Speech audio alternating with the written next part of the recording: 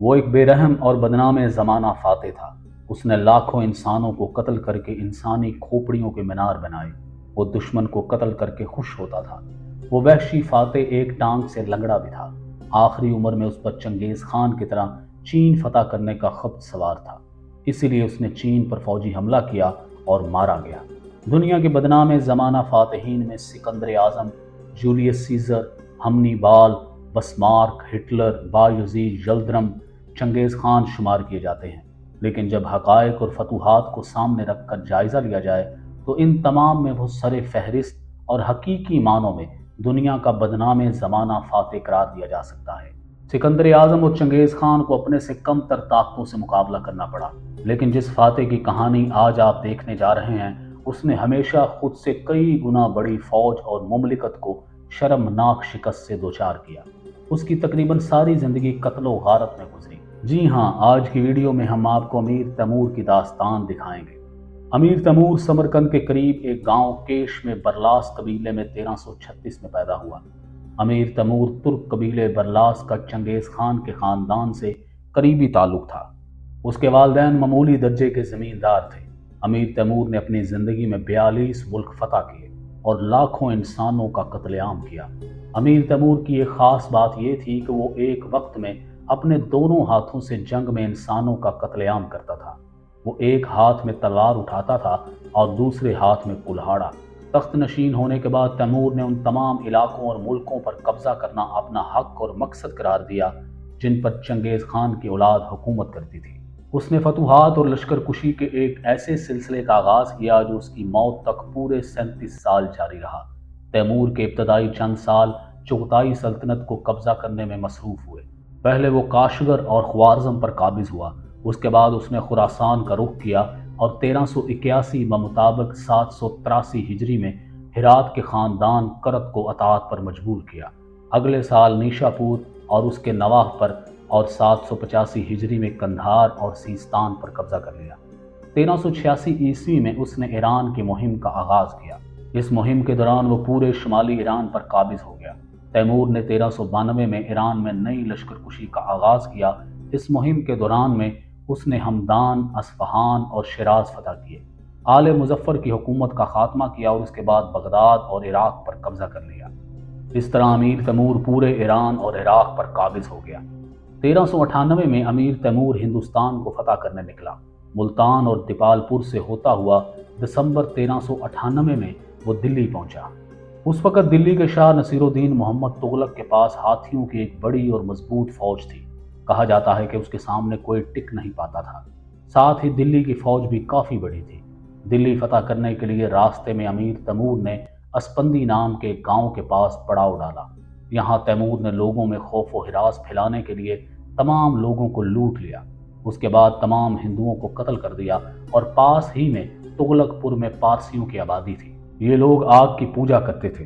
Timur لنگ کے حکم پر پارسیوں کے سارے گھر جلا ڈالے اور پارسیوں کا قتل عام کیا۔ اس کے بعد پھر تیمور کی فوج نے پانی پت کا رخ کیا۔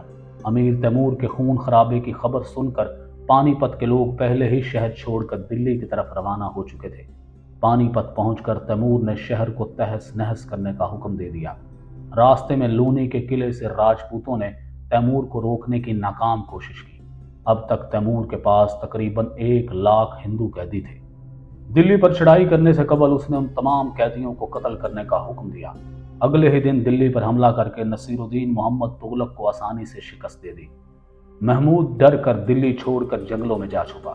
امیر تیمور نے دلی میں اتنی قتل و غارت کی کہ 4 دن میں سارا شہر خون سے لت پت ہو گیا۔ 1399 میں تیمور سمرقند سے اپنی آخری اور طویل ترین مہم پر روانہ ہوا۔ تبریز پہنچ کر اس نے سلطان مصر کے پاس سفیر بھیجے جن کو قتل کر دیا گیا۔ چنانچہ تیمور سلطان مصر کی سرکوبی کے لیے روانہ ہوا۔ حلب، حماہ، حمص اور بالبک فتح کرتا ہوا دمشق پہنچا اور حسب دستور لوگوں کا قتل عام کیا اور شہر میں آگ لگا دی۔ اس دوران میں سلطان بایزید یلدرم نے ایشیائے کوچک میں تیموری علاقوں پر قبضہ کر لیا۔ تیمور نے اختلافات کو خط و کتابت کے ذریعے حل کرنا چاہا، لیکن جب اس میں کامیابی نہ ہوئی تو اس نے سلطان بایزید یلدرم کی سلطنت عثمانیہ پر لشکر کشی کر دی۔ امیر تیمور نے ہزاروں سپاہیوں کو زندہ دفن کر دیا۔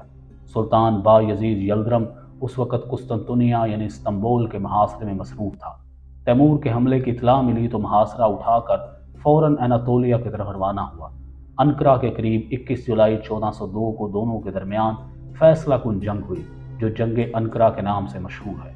बायजीद यल्दरम को शिकस्त हुई और वह गिरफ्तार कर लिया गया। तैमूर ने उसे पिंजरे में कैद कर लिया। समरकंद वापस आने के बाद तैमूर ने चीन पर हमले की तैयारियां शुरू कर दी। चीन एक ज़माने में चंगेज़ खान की औलाद के कब्जे में रह चुका था, इसलिए तैमूर चीन पर भी अपना हक समझता था। चीन में सर्दियां शबाब पर थीं और तैमूर बूढ़ा हो चुका था। ऊपर से वो शदीद बीमार भी था। इसी दौरान उसकी मौत हो गई। 18 फरवरी 1504 को वो चीन के दरियाए सेहोन के किनारे शदीद सर्दी के आलम में सख्ते की हालत में 70 बरस की उम्र में मर गया।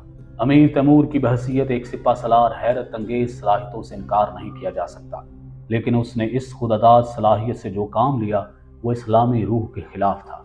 उसकी सारी फतूहात का मकसद ज़ाती शोहरत और नामवरी के अलावा और कुछ नहीं था। इस लिहाज से वो खालिद बिन वलीद, महमूद गजनवी, तुगरल और सलाहुद्दीन अयूबी के मुकाबले में पेश नहीं किया जा सकता। वो इंतकाम के मामले में बहुत सख्त था, मुखालफत बर्दाश्त नहीं कर सकता था। वो मुसलमान होने के बावजूद खून रेजी और सफाकी में चंगेज़ खान और हलाकू खान से कम नहीं था। दिल्ली, अस्फहान, बगदाद और दमिश्क में उसने जो कत्लेआम किए उनमें हज़ारों बेगुनाह लोग मौत के घाट उतार दिए गए। वो इंतकाम की शिद्दत में शहर के शहर ढा देता था। ख्वारज़म, बगदाद और सराय के साथ उसने यही किया। हकीकत यह है कि वो इस मामले में मंगोलों की तरह अल्लाह का अजाब था। अमीर तैमूर किसी शाही ख़ानदान का रुकन नहीं था, लेकिन अपनी ज़ात से अलबत्ता वो एक शाही ख़ानदान की बुनियाद डाल गया। गारतगर था, ढाने वाला और गिराने वाला, मगर जब बनाने की तरफ रागिब हुआ तो बेमिसल इमारतें उसने तामीर कराई। सिकंदर की तरह किसी बादशाह का लड़का नहीं था, न चंगेज़ की तरह किसी लाओ लश्कर का वारस। अमीर तैमूर के बारे में मौरखीन के दो ग्रोह हैं। एक ग्रोह ने उसको शैतान कहा, दूसरे ग्रोह के मुताबिक उस जैसा आली मुकाम और आली ज़रफ़ कभी पैदा नहीं हुआ। आसार कदीमा की एक टीम ने जब समरकंद में तैमूर लंग की कब्र कुशाई की थी, जिस पर मालूम हुआ कि तैमूर लंगड़ा था। जवानी में एक जंग में वो शदीद जख्मी हुआ और दाएं पैर से लंगड़ाने लगा। इसी वजह से उसका नाम तैमूर लंग पड़ गया। मगरबी मुमालिक में उसे इसी नाम से जाना जाता है। तारीख का मशहूर तरीन बादशाह जिसकी कब्र पर लिखी तहरीर में उसे खोलने से मना किया गया था, लेकिन उसके बावजूद कब्र खोली गई तो उस दिन क्या हुआ, ऐसी दास्तान के जानकर आपके लिए भी यकीन करना मुश्किल हो जाए। अमीर तैमूर के मज़ार पर तहरीर था कि जब मेरे मुर्दा जिस्म को उठाया जाएगा तो ज़मीन कांप उठेगी। इसी तहरीर को नज़रअंदाज करते हुए 1941 में रूस के दो माहिरीन इल्म बशरियात ने अमीर तैमूर की कब्र कुशाई कर डाली। तारीख दानों के मुताबिक अंदर एक और तहरीर मिली जो कुछ यूं थी, जो शख्स मेरी कब्र को खोलेगा वो मुझसे भी खौफनाक हमला आवर को खोल देगा। जिस रोज़ दोनों माहिरीन ने अमीर तैमूर की कब्र कुशाई की, उसी रोज़ जर्मनी के एडोल्फ हिटलर ने रूस पर तारीख का सबसे बड़ा फौजी हमला कर दिया। तारीख में दो सल्तनतें तैमूरी सल्तनत कहलाती हैं, जिनमें पहली अमीर तैमूर ने वस्ती एशिया और ईरान में तैमूरी सल्तनत के नाम से कायम की, जबकि दूसरी ज़हीरुद्दीन बाबर ने हिंदुस्तान में सल्तनत मुगलिया के नाम से कायम की, क्योंकि मुग़ल अमीर तैमूर की औलाद ही से थे। जब तैमूर ने ईरान फतह किया तो उसने फ़ारसी के मशहूर शायर हाफ़िज़ शिराज़ी को बुलाया और उनका एक शेर दोहरा कर पूछा कि ये आप ही ने कहा है कि मैं अपने महबूब के रुखसार पर खूबसूरत तिल के एवज़ समरकंद और बुखारा को कुर्बान कर दूंगा। जवाब में हाफ़िज़ शिराज़ी ने कहा, हाँ ऐ शाह शाहां, ये शेर मेरा ही है। अमीर तैमूर ने फ़ारसी के इस अजीम शायर को कहा कि मैंने तो तलवार के ज़ोर पर बड़ी मुश्किल से समरकंद को फतह किया था और उसके बाद शहर पर शहर फतह करता रहा, मगर तुम तो इस समरकंद को शिराज की किसी मामूली छोकरी के रुखसार पर तिल की खातिर कुर्बान करने के लिए तैयार हो। हाफ़िज़ शिराज़ी चंद लम्हे खामोश रहा, फिर मुस्कुरा कर बोला, ए अमीर, ऐसी ही गलतियों की वजह से आज अफलास का शिकार हूँ। हाफ़िज़ शिराज़ी की हाजिर जवाबी पर तैमूर हंस दिया और शायर को इनामों के नाम देकर रुखसत किया। तैमूर सिर्फ एक फाते नहीं था, बल्कि इल्म अदब से गहरा शगफ रखने वाला इंसान था। ईरान को फतह करने से कबल ईरान के शायर हाफ़िज़ शिराज़ी के बहुत से अशार उसे ज़ुबानी याद थे। अमीर तैमूर ने अपनी किताब में लिखा कि मैं मसनवी पढ़ने के बाद मौलाना रोम से मुतनफ़र हो गया, क्योंकि मौलाना रोम तमाम मज़ाहब को एहतराम देता था और किसी मज़हब को किसी दूसरे पर फौकियत नहीं देता था, जबकि मेरा अकीदा था कि इस्लाम बकिया तमाम मज़ाहब से बरतर और आला है। जब मैं कोनिया में दाखिल हुआ तो मेरे साथियों ने कहा कि मैं मौलाना रोम की कब्र ढा दूँ, اور اس کی ہڈیاں قبر سے باہر نکال دوں۔ لیکن میں نے اپنے آپ سے کہا، تیمور، ایک مردے کے ساتھ لڑائی بری بات ہے، اور میں مولوی کی قبر ڈھا کر خود کو رسوا نہیں کروں گا۔ وہ ہر مفتوحہ علاقے سے دستکاروں، فنکاروں، عالموں اور ادیبوں کو پکڑ پکڑ کر سمرقند لے آیا، اور اپنے دارالحکومت کو نہ صرف شاندار عمارتوں کا شہر بنا دیا بلکہ علم و ادب کا مرکز بھی بنا دیا۔ اچھی بات یہ ہوئی کہ اس کی اولاد نے اس کی روایات کو اپنایا، جس کی بدولت وسطی ایشیا کے تیموری دور کو تاریخ میں ایک ممتاز مقام مل گیا۔